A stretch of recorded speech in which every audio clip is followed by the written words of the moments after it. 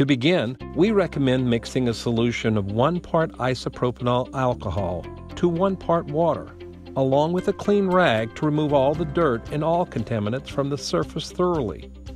You'll also want to apply an adhesive promoter before attempting to attach the fender flare.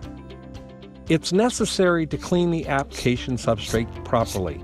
It's critical that the surface you're applying the flare to be clean. You'll measure 1 inch from the rim of your fender to know where to apply the adhesive promoter.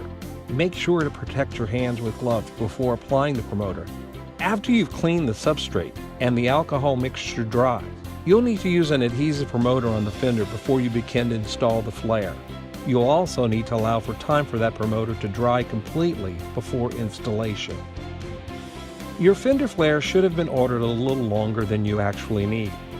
You'll need to measure again your fender well's radial length before cutting your trim. Remember to leave at least a couple of inches extra on the front and back. The best trick for cutting the fender flare with the attached edge trim is to use the proper straight edge clipper. And remember, feel for the gap between the aluminum segmented clips in the edge trim.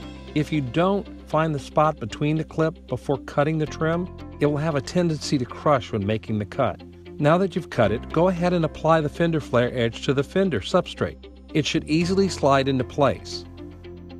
You don't want to peel off the liner tape on the fender flare first. You want to keep the VHB adhesive back clean.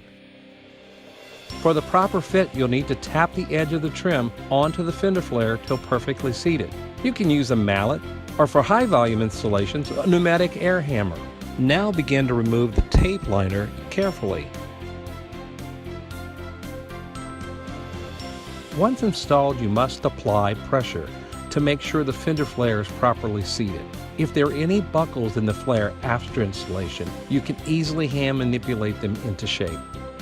Now, all that's left is to decide whether you're going to do a straight cut or a miter cut to finish off the edge of the fender flares. Remember, this VHB adhesive needs no less than 72 hours to come to full adhesive bonding strength. If you're using a dirty rag or reprocessed rag, you're only taking the dirt contamination from the rag to the surface area that the fender flare needs to adhere to.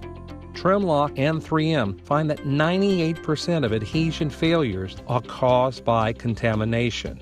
And also, this VHB needs no less than 72 hours to come to full adhesive bonding strength.